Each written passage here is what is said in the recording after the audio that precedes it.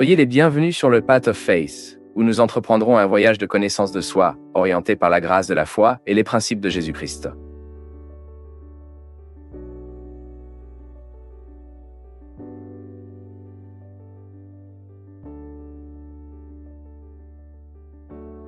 Aujourd'hui, vous avez semé un certain nombre de choses sur vous et vous avez également été semé par d'autres. Le mot que vous entendez, l'image que vous avez vue, tout trouve le repos en nous. Ce mot était-il bon? Cultivez ceci. Permettez à ce mot de vous prendre. Retour. Waouh. J'ai trouvé ça si beau que je vais relire. C'est ça, non? Je le fais beaucoup avec les livres que je lis. Il y a des choses qui me vivent, qui me déplacent et il y a d'autres choses qui me dérangent. Il y a un mot, une parabole que j'aime beaucoup. C'est quand Jésus raconte la parabole du semeur. Il dit que ce jour-là, Jésus a quitté la maison, s'est assis à la mer. Une grande foule l'a rejoint autour d'elle. Il est donc entré dans un bateau et s'est assis là. Alors que la foule se tenait sur la plage, il a dit beaucoup de choses dans les paraboles, disant « Sauveur est sorti pour semer. En semis, certaines graines sont tombées au fait, et les oiseaux sont venus les manger. D'autres sont tombés sur le sol plein de pierres où il n'y avait pas beaucoup de terrain. Bientôt, ils ont germé, car la terre n'était pas profonde. Mais quand le soleil est sorti, ils ont été brûlés, et comme ils n'avaient pas de racines, se sont tarissés. D'autres sont tombés dans les épines, qui ont grandi en souffrant des graines. D'autres sont tombés dans une bonne terre, ont produit des fruits. 100, 60 autres. 80. Qui a des oreilles, écoutez. Les mots, l'aider, ils ont le pouvoir d'entrer dans nos cœurs et s'ils sont cultivés, ils provoquent des fruits en nous. Mais parfois, nous ne nous soucions même pas.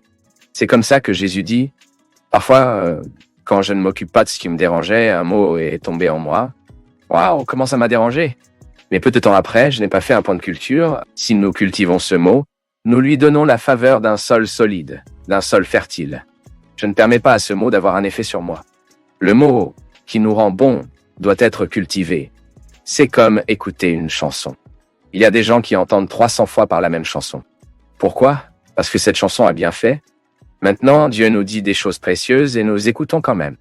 Dieu nous parle à travers des événements. Il y a des choses qui semblent d'abord être simplement mauvaises. Attendez que l'événement tombe dans votre cœur.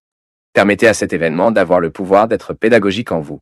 Permettez à cet événement d'entrer dans le plus profond de votre être et générer une nouvelle attitude. C'est très mauvais quand nous réalisons que la vie que nous vivons ne favorise pas notre réalisation.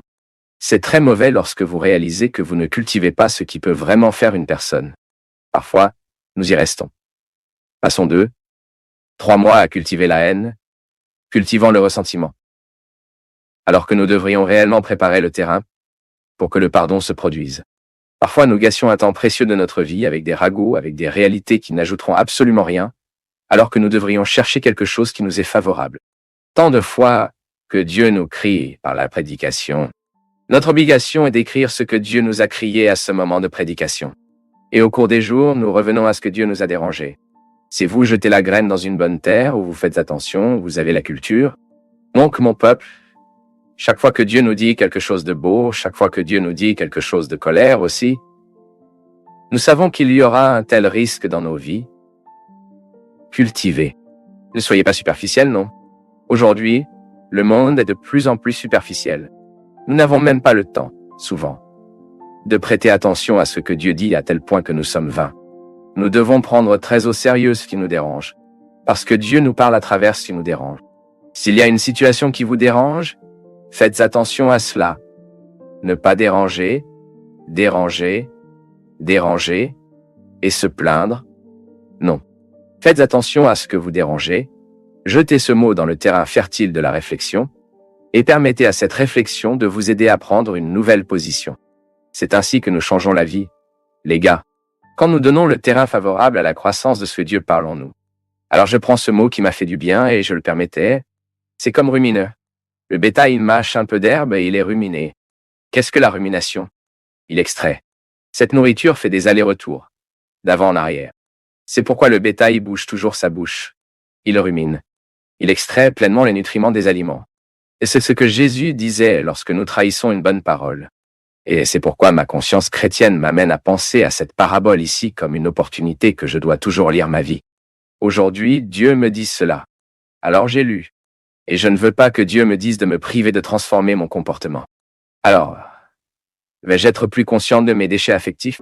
Je ne permettrai pas à cette poubelle affective de tomber malade qui est de mon côté, car un patient émotionnel tombe malade. Laissez-nous simplement. Et c'est pourquoi je dis toujours que je n'ai pas le droit de juger mes ordures de l'autre. Je n'ai pas. L'autre ne mérite pas mes déchets affectifs. L'autre ne mérite pas ce qui est pire en moi. Nous avons tous nos ordures affectives. J'ai mes ordures. Je suis à ta poubelle. Maintenant, si j'ouvre le couvercle de cette poubelle, mon ami, je fais beaucoup de dégâts là où je suis. Qu'est-ce que c'est nos ordures affectives? Tout ce qu'ils ont fait avec nous est mal tout au long de notre vie. Ce sont nos traumatismes, ce sont nos refus, ce sont nos besoins. Tout cela est hébergé en nous et que si nous ne gérons pas avec la responsabilité chrétienne, cela devient toxique pour nous et ceux qui nous approchent. C'est pourquoi nous ne pouvons pas admettre le christianisme sans réflexion, sans critique, sans autocriticisme. Le chrétien qui n'est pas critiqué, qui ne passe pas au tamis quotidiennement de l'évangile. Aujourd'hui, j'étais chrétien à ma manière d'être.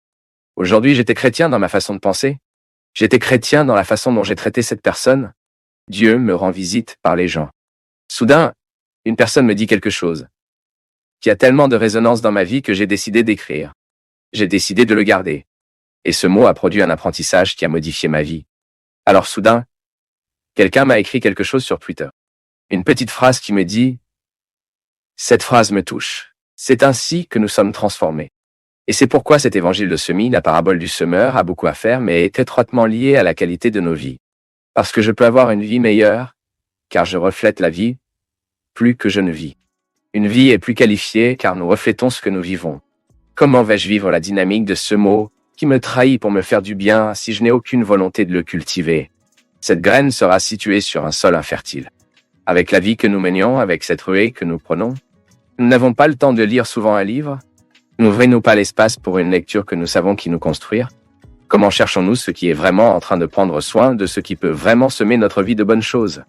Comment articulons-nous les réalités qui peuvent favoriser notre espace? Nous en parlions hier avec des amis qui connaissent également un processus de recherche spirituelle, et nous avons parlé de la difficulté de demander, même dans une réunion religieuse, de l'immobilité des gens. Cela donne une rupture d'une conférence. Moi et tout le monde met le téléphone portable. Dans le pèlerinage lui-même, j'ai dit que beaucoup aux gens qui sont allés vers moi à Poulot, fais attention au téléphone portable pour ne pas prendre notre joie. Joy, non, notre désolé, j'ai dit le mauvais terme à notre profondeur. Faites attention au téléphone portable pour ne pas nous empêcher de vraiment voir les lieux saints.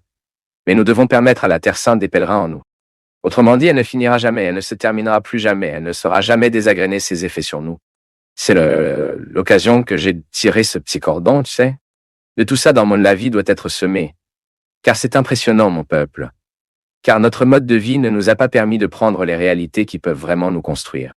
Alors, j'entends des conseils. Une personne qui m'aime arrive. Me dit un mot. Je ne donne même pas ce mot dans mon cœur. J'ouvre déjà mon Facebook pour voir qui m'a envoyé un message.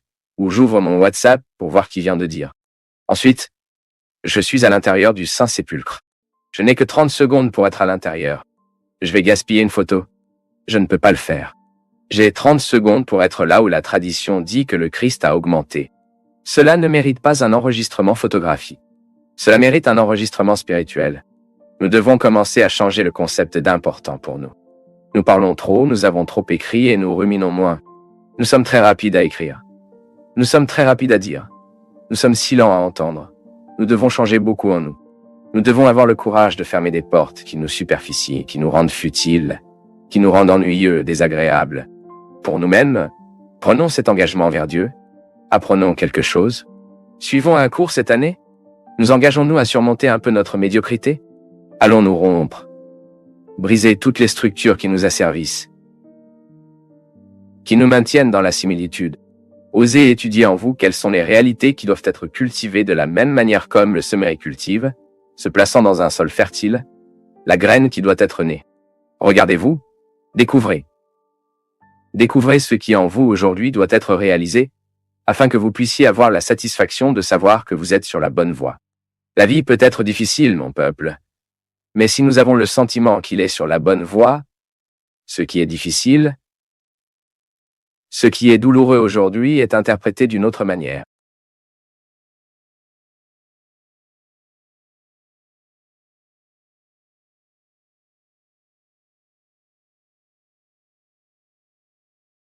C'est un grand plaisir pour nous tous du Path of Faith d'être avec vous en ce moment.